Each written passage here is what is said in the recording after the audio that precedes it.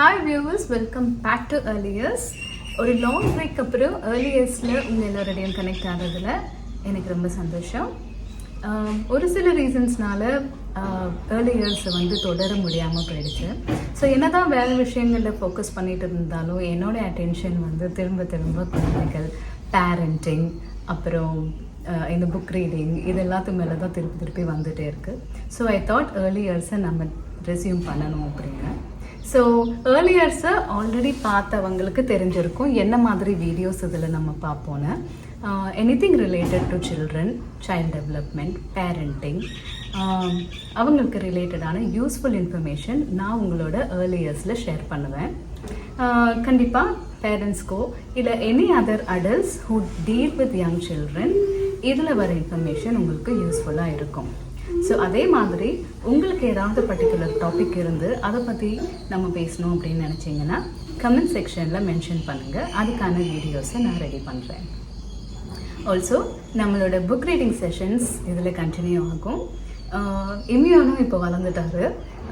Our as a ரீஇன்ட்ரடக்டரி video இன்னைக்கு ஹாக்கினி முத்ரா அப்படின்னு one type of Mudra அதை பண்ணுறதை பற்றி அவர் எப்படி பண்ணணுன்ட்டு நமக்கு இந்த வீடியோவில் எக்ஸ்பிளைன் பண்ணுவார்.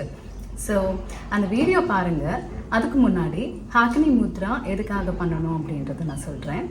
நம்மளோட கான்சன்ட்ரேஷன் ஹாக்கினி முத்ரா யார் வேணாலும் பண்ணலாம். சின்ன குழந்தைங்க 6 இயர்ஸ்லேருந்து பெரியவங்க வரைக்கும் யார் வேணாலும் பண்ணலாம்.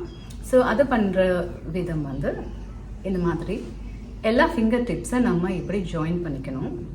இந்த பொசிஷனில் நம்ம ஒரு 5 minutes நல்லா ரிலாக்ஸ்டாக ப்ரீத் பண்ணிவிட்டு உட்காரணும். ஸோ இந்த மாதிரி பண்ணும்போது என்ன ஆகுதுன்னா நம்மளோட கான்சன்ட்ரேஷன் லெவல்ஸ் இன்க்ரீஸ் ஆகும், அப்புறம் க்ரியேட்டிவிட்டி இன்க்ரீஸ் ஆகும், and logical thinking also will increase. So இதை எவ்ரி டே பண்ணலாம். இன்ஃபேக்ட் ஒரு 3 or 4 times in a day பண்ணலாம்.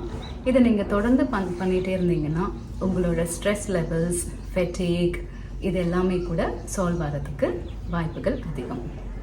ஸோ இம்யூன் இப்போ நமக்கு ஹாக்கினி முத்ரா எப்படி பண்ணுறதுன்னு காட்டுவார். Thank you everyone. Bye. Happy parenting. Hello people, welcome back to earlier. It's been a long break and today I'm going to teach you how to do Hakini Mudra. First do the tips like this. Then you have to wait and do for 5 minutes.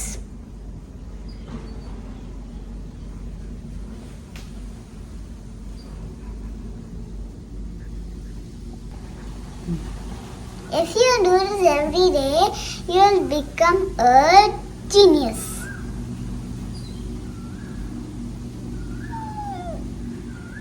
Thanks for watching. Bye.